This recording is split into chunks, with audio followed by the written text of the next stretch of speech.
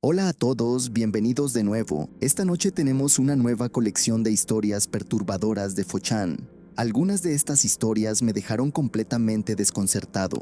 Créanme, hay varios relatos que se ponen realmente inquietantes. No olviden dejar su like y suscribirse al canal. Vamos directo al primer hilo.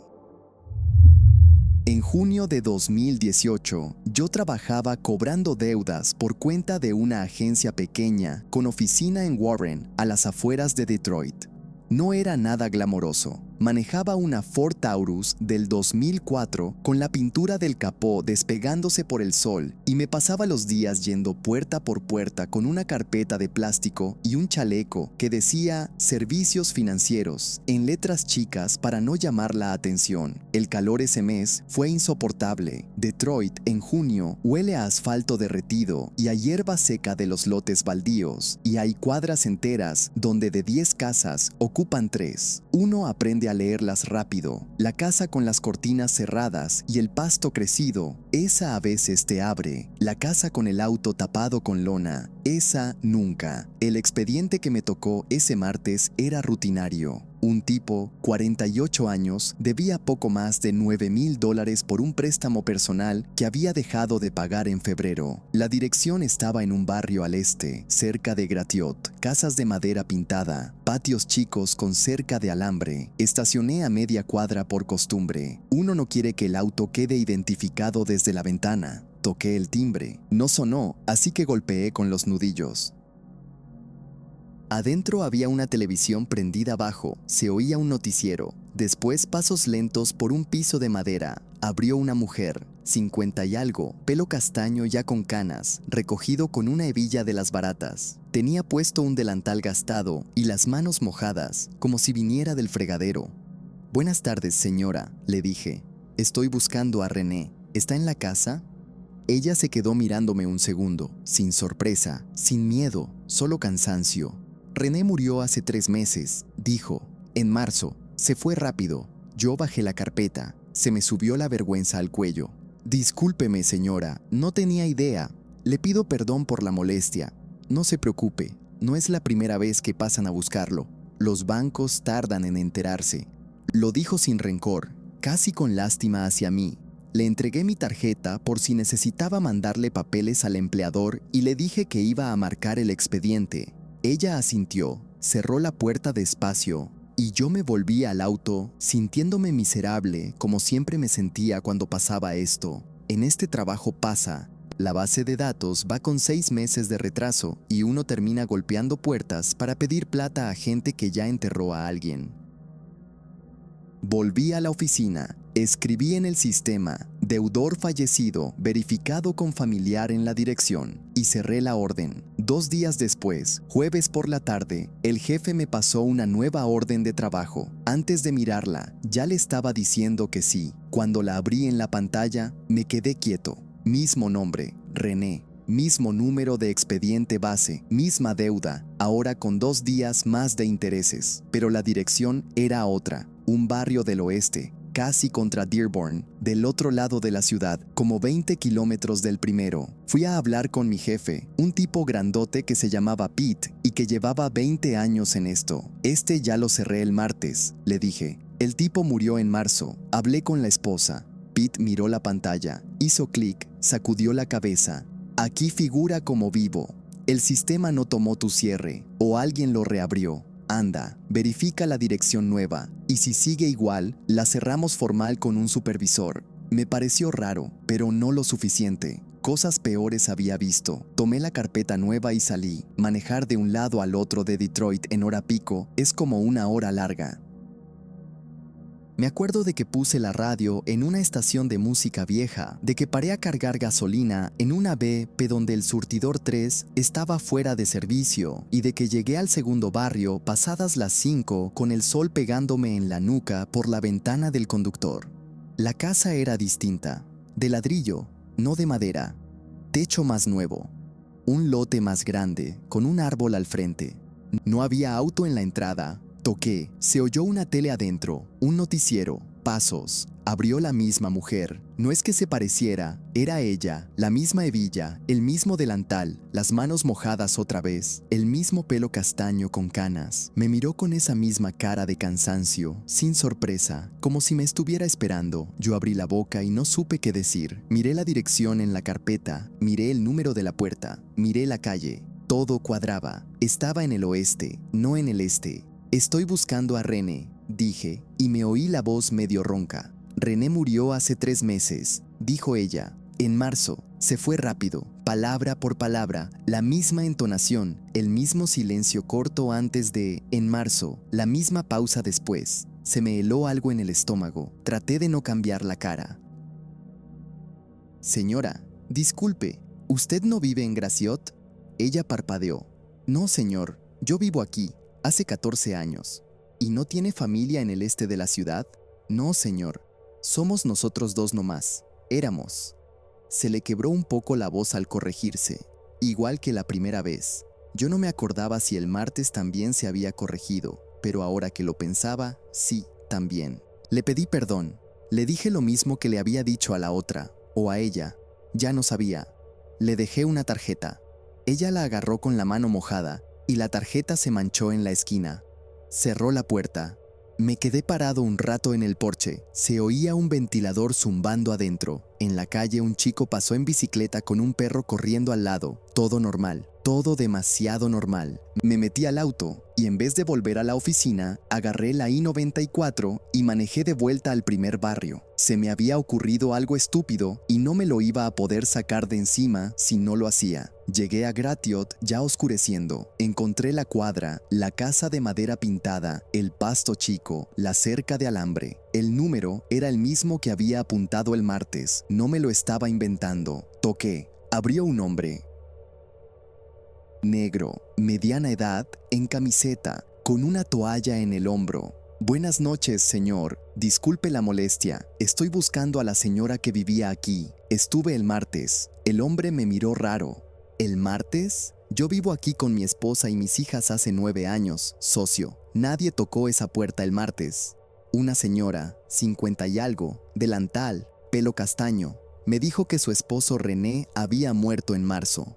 Él se quedó pensando y después negó con la cabeza, tranquilo, más bien curioso. Aquí no vive ninguna esposa de ningún René. Somos nosotros. Mi esposa se llama Deb.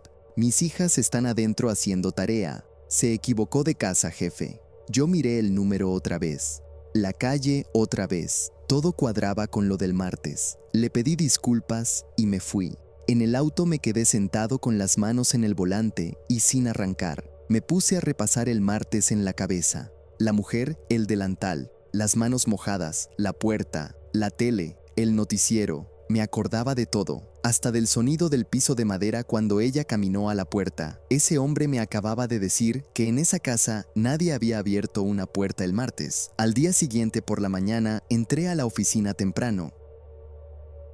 Pete no había llegado todavía. Abrí las 2 direcciones en el sistema. Las 2 aparecían como válidas, cruzadas con registros del condado, con historial de servicios. La de Gratiot figuraba a nombre del tipo con el que había hablado desde 2009. La del oeste, a nombre de otra familia, con 3 apellidos distintos en los últimos años. Busqué a René por número de seguro social. Estaba vivo, empleado activo hasta abril. Cotizaciones al día en el sistema hasta ese mes, sin certificado de defunción registrado en Michigan, deuda activa, todo actualizado. No había ninguna esposa de René en ningún papel. El tipo figuraba como soltero. Me quedé mirando la pantalla mucho rato. Pete llegó, prendió su cafetera, me saludó. Yo no le contesté enseguida. Después le dije que las 2 direcciones no daban, que los ocupantes no conocían al deudor, que no había forma de establecer contacto. Cerré las 2 órdenes con el código de deudor no localizable. Firmé el papel. Pete me miró un segundo más largo de lo normal, pero no preguntó nada. En este trabajo se aprende a no preguntar. Ese expediente lo mandaron a otro cobrador 2 semanas después. No pregunté quién. Cuando lo veía pasar en la lista interna, hacía scroll rápido para arriba. Renuncié en septiembre por otras razones, o eso me digo. Todavía manejo por Detroit a veces, por trabajo nuevo, y evito las dos calles. Ni siquiera me desvío mucho, apenas lo suficiente para no pasar por enfrente. La segunda vez que ella me abrió la puerta, cuando dijo, se fue rápido, tenía la esquina del delantal manchada con algo oscuro, y yo no me acuerdo de haberla visto manchada la primera vez, pero no me acuerdo bien, y prefiero no acordarme mejor. Trabajé como asistente forense en la oficina del médico examinador del condado de Maricopa desde 2018, Phoenix, el sitio donde te acostumbras a que en verano lleguen más cuerpos que en invierno, porque la gente se mete al desierto sin agua y no vuelve. Lo que voy a contar pasó en mayo de 2022. No hay fantasmas ni monstruos, solo una base de datos y una huella dactilar. Y por eso, sinceramente, todavía me molesta. El cuerpo llegó un miércoles por la tarde. Lo encontraron unos senderistas cerca de Cave Creek, a unos 38 kilómetros al norte de la ciudad, en una zona donde el asfalto se acaba y empieza la tierra roja. Varón adulto, entre 40 y 55, sin cartera, sin teléfono, sin documentos, ropa de trabajo, camisa azul de manga larga, pantalón de mezclilla, botas gastadas. Deshidratación severa, 4 o 5 días muerto. Nada raro. Nosotros vemos eso 12, 15 veces al año. La gente cruza la frontera, o se pierde haciendo senderismo, o tiene una crisis y se aleja del coche. Ocurre. El doctor Herrera hizo la autopsia. Ningún signo de violencia, nada en el estómago, los pulmones limpios. Un hombre que se quedó sin agua y se acostó a la sombra de una roca a esperar. Eso decía el informe. Mi trabajo empezaba después. Yo me encargaba de la identificación, fotos, medidas, marcas, huellas, subir todo al sistema y esperar a ver si algo hace ruido. Las huellas las tomé yo mismo, el jueves por la mañana. Lo recuerdo por el detalle, porque la piel de las manos estaba peor que el resto del cuerpo, seca como pergamino, y tuve que rehidratar los dedos con la técnica de siempre para sacar una impresión limpia. Salió bien. 10 dedos, todos legibles. Subí las huellas al sistema estatal y después a la base federal. Es un proceso automático. Le das al botón y te vas a comer. Cuando volví, tenía un resultado. Coincidencia, 100%. Nombre completo, fecha de nacimiento, dirección en mesa, licencia de conducir vigente. Todo. Y eso en sí no es raro. Lo raro fue lo otro. El sistema mostraba que la persona con esas huellas estaba viva, trabajando. Había presentado su declaración de impuestos federal cada año sin interrupción, incluyendo abril de ese mismo año. Un mes antes, me quedé mirando la pantalla. Pensé que había confundido dos ventanas. Cerré todo.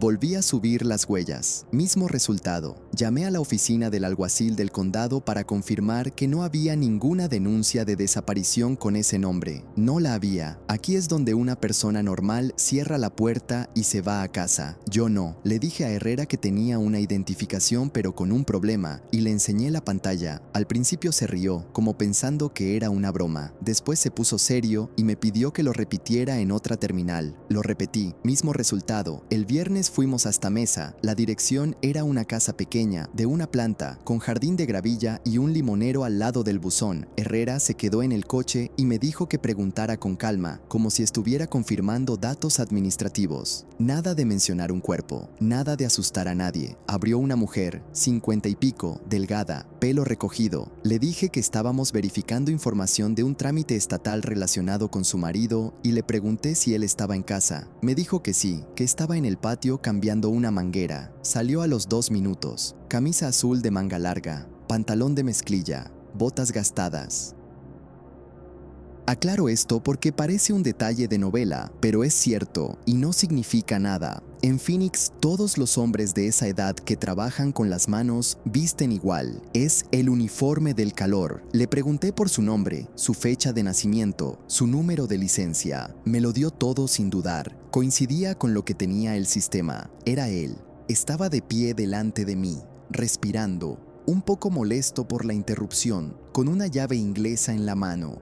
Le expliqué, sin dar detalles, que había una revisión de huellas relacionada con un caso donde nuestros archivos podían tener un error y que si podía acompañarnos al día siguiente para dar una impresión nueva, nos ayudaría a cerrar el asunto. Preguntó si estaba en problemas. Le dije que no, que era administrativo. Aceptó. Vino el sábado por la mañana. Le tomé las huellas yo mismo. 10 dedos, limpios, sin ningún truco. Las subí al sistema con él sentado enfrente, tomándose un café que le había traído del pasillo. Resultado, sin coincidencia con el cuerpo, 0, ni un dedo, ni una similitud parcial, nada. Le agradecí, le firmé el papel de que había venido voluntariamente y se fue. Cuando cerró la puerta volví a la terminal, abrí el registro del jueves, el que me había dado la coincidencia del 100%, y no estaba. No es que hubiera cambiado, es que no estaba, como si nunca lo hubiera abierto. Bajé al sótano, donde tenemos al administrador de sistemas, Rubén, un chico joven que llevaba unos meses en el puesto. Le pedí que buscara el registro de mis consultas del jueves anterior entre las 10 y las 11. Miró un rato largo, hizo 3 o 4 consultas, cambió de pestaña varias veces y al final me dijo que había una entrada, pero que el resultado asociado se había marcado como error de algoritmo y purgado del historial visible. Le pregunté quién había marcado eso. Me dijo que el sistema lo hace solo, cuando detecta un conflicto interno que podría corromper otros resultados. Le pregunté si se podía recuperar. Me dijo que no. Le pregunté si guardaba copia local o auditoría. Me dijo que las copias de esos casos suben cada noche al servidor federal y que una vez arriba, nosotros ya no tenemos acceso desde aquí. Todo esto lo dijo tranquilo, como si estuviera explicando por qué la impresora no imprime. Volví a mi oficina. Todavía tenía la hoja impresa del jueves. La había impreso por costumbre, para el archivo físico, antes de enseñársela siquiera a Herrera. Nombre completo, dirección, fecha de nacimiento, 10 de 10, sello del sistema con la hora. Aquello había existido. La guardé en el cajón. El cuerpo llevaba desde el jueves esperando en la cámara, sin identificación válida, sin denuncias que encajaran, sin coincidencias en ninguna otra base. Se quedó 2 semanas más mientras yo intentaba encontrar algo por otras vías, registros dentales, cicatrices, tatuajes. No tenía tatuajes, no tenía cicatrices notables. La dentadura era normal, con 2 empastes viejos que no aparecían en ninguna clínica del estado. Al final lo enterramos sin identificar en el cementerio del condado, número 2, 1022-317. Un rectángulo de cemento con un número grabado, igual que otros 200 ese año. Antes de firmar el cierre, redacté una consulta interna, 2 páginas. Preguntaba, de forma técnica y sin dramatismo, cómo era posible que una huella tomada de un cadáver diera un 100% de coincidencia con una persona viva y verificada, y qué protocolo se seguía cuando aparecía ese tipo de conflicto.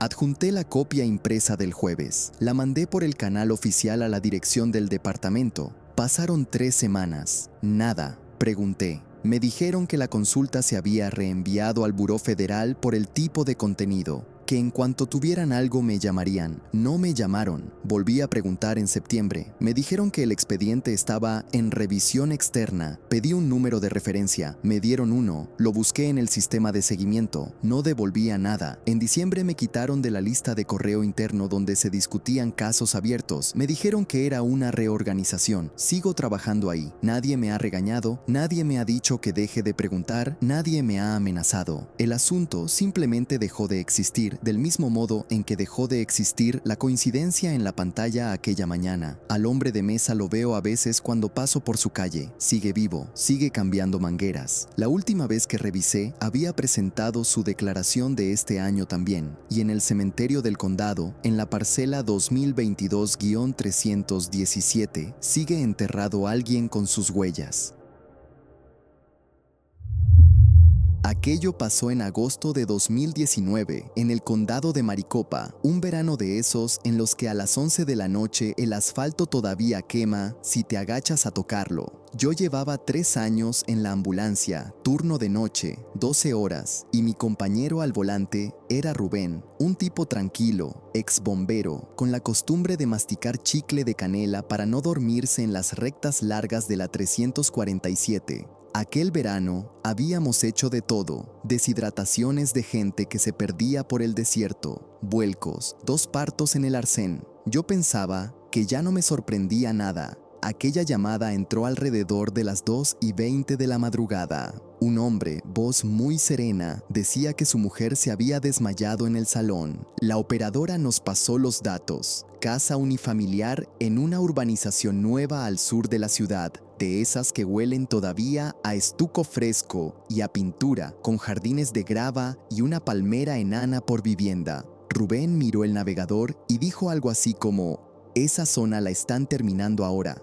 Casi no hay farolas. Y arrancamos. Llegamos en unos 11 minutos. Me acuerdo del número porque lo apunté después. El marido estaba esperándonos en el porche. Camisa de cuadros, pantalón beige, zapatos limpios, ni un pelo fuera de sitio. Nos abrió antes de que llamáramos al timbre y nos dijo, con una calma rarísima para alguien que acaba de encontrar a su mujer inconsciente: buenas noches, pasen, está en el salón, en el sofá. Ni gracias por venir tan rápido, ni por favor, ayúdenla, ni esa tensión en la voz que ponen los familiares cuando abren la puerta a una ambulancia. Nada, como si nos hubiera pedido un taxi. Rubén y yo cruzamos una mirada de un segundo. En este trabajo aprendes a leer a la gente por la puerta antes de mirar al paciente. A los 3 pasos ya sabes si vas a tener drama, gritos, mentiras o un caso limpio. Este hombre no encajaba en ninguna categoría de las que yo tenía en la cabeza. La casa por dentro estaba impecable: suelo de baldosa, olor a limón, un ventilador de techo girando despacio. En la mesita de centro, 2 vasos de agua a medio llenar, uno con marca de labial, otro sin, la televisión apagada. No había una manta caída, ni un cojín torcido, ni un móvil tirado en el suelo. Nada de ese pequeño caos que deja la gente cuando de verdad se le acaba de desmayar alguien encima. La mujer estaba tumbada en el sofá, bata azul clara, pelo recogido, unos 50 y pocos años, respiración regular, piel tibia. Le tomé el pulso, 68. Le levanté un párpado, pupila reactiva, un poco lenta, pero reactiva. Le puse el saturómetro, 96. Nada gritaba emergencia, y sin embargo no me despertaba. ¿Cuánto lleva así?, le pregunté al marido. Unos 15 minutos, contestó. Miró el reloj de pared, 18, si acaso. ¿Ha tomado algo esta noche? ¿Medicación? ¿Alcohol? Un vaso de vino con la cena, blanco. Cenamos a las 9:30. Contestaba en frases cortas, casi de examen, y siempre miraba a un punto detrás de mi hombro, no a mí. Rubén salió a por la camilla plegable. Yo empecé a preparar la vía por si acaso, y le pedí al marido que me trajera la caja de medicamentos de ella, si tenía alguna en casa. Se fue a la cocina sin prisa, y ahí es donde empieza la parte que todavía no me sé explicar del todo. La cocina daba al salón por un arco abierto, así que desde donde yo estaba arrodillada podía ver la encimera. Sobre la mesa había una libreta abierta, de esas de espiral, tapa negra.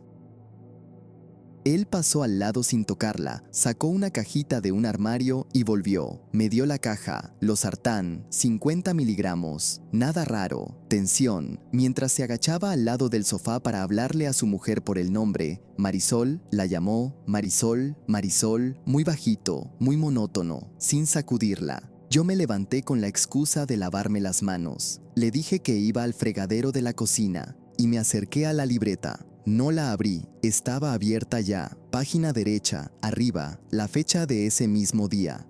Y debajo, en columna, líneas escritas con bolígrafo azul, letra pequeña, muy uniforme: 7:14 café con leche, media taza 7:41 tostada, un cuarto, sin mantequilla 9:02 agua, 2 sorbos 10:30 vitamina, media 12:15 sopa, cuenco pequeño 12:47 agua, un vaso entero 15:20 zumo, cartón individual. Y así seguía, todo el día, con la precisión de un enfermero de residencia haciendo el parte de un paciente. Solo que no era un paciente, Era su mujer, y no era una hoja suelta. Detrás había más, y más. Pasé el pulgar por el canto, con cuidado. 3 días, 72 horas apuntadas minuto a minuto. Qué comía, qué bebía, cuánto, a qué hora. Miré la última línea de esa página, 0213 agua, medio vaso. Y debajo, la línea siguiente, la última, 0220 llamada 911. El reloj del microondas marcaba las 0234. Rubén estaba entrando por la puerta con la camilla, y yo llevaba en la casa ya un buen rato. La operadora nos había pasado la llamada a las 0227. Él había escrito, llamada 911-0220, 7 minutos antes de llamar. Me lavé las manos despacio, cerré el grifo, respiré, volví al salón como si nada. Vamos a llevarla al hospital para valorar, ¿de acuerdo? Estable, pero conviene que la vea un médico. Claro, dijo él. Ni una pregunta, ni ¿qué hospital? Ni ¿voy detrás en el coche? Ni ¿es grave? Nada. Le pedí que me trajera el bolso de ella, el DNI, la tarjeta del seguro. Se fue al dormitorio. En cuanto giró la esquina, volví a la cocina, cogí la libreta y me la metí bajo la chaqueta reflectante, contra las costillas. Rubén me vio, no dijo nada. Ese hombre lleva 20 años haciendo esto, sabe cuándo callarse. Cuando el marido volvió con el bolso, yo ya estaba fuera, cargando material en la ambulancia. Le dije que podía seguirnos al hospital cuando quisiera. Contestó que iría en cuanto recogiera un poco. Miró la puerta cerrada del salón, no a su mujer que estábamos subiendo a la camilla. La puerta. Subimos a Marisol. Cerramos. Arrancamos. En la parte de atrás, con la luz azul girando por dentro del techo, saqué la libreta. Rubén me miraba por el retrovisor cada pocos segundos. Le enseñé la última página desde atrás. Él leyó, movió la mandíbula despacio y no dijo nada durante un rato largo. Marisol respiraba tranquila, con la vía puesta, ajena a todo. Yo le sujetaba la muñeca de vez en cuando, más por hábito que por necesidad. 68, 69, 68. Ya cerca de la autovía, sin apartar los ojos de la carretera, Rubén soltó una sola frase. Anótalo como parte de la anamnesis. Todo, que quede en el informe. Eso hice. En triage puse la libreta encima del mostrador y expliqué a la enfermera de turno lo que había visto. Ella llamó al médico. El médico pidió tóxicos completos. No me quedé al resultado. Teníamos otra llamada. Un accidente en la interestatal. Al día siguiente, a media tarde, cuando entré a firmar el parte del turno, me llamó la coordinadora. Habían encontrado en la sangre de Marisol dosis subterapéuticas de 3 sedantes distintos. Ninguno recetado a ella.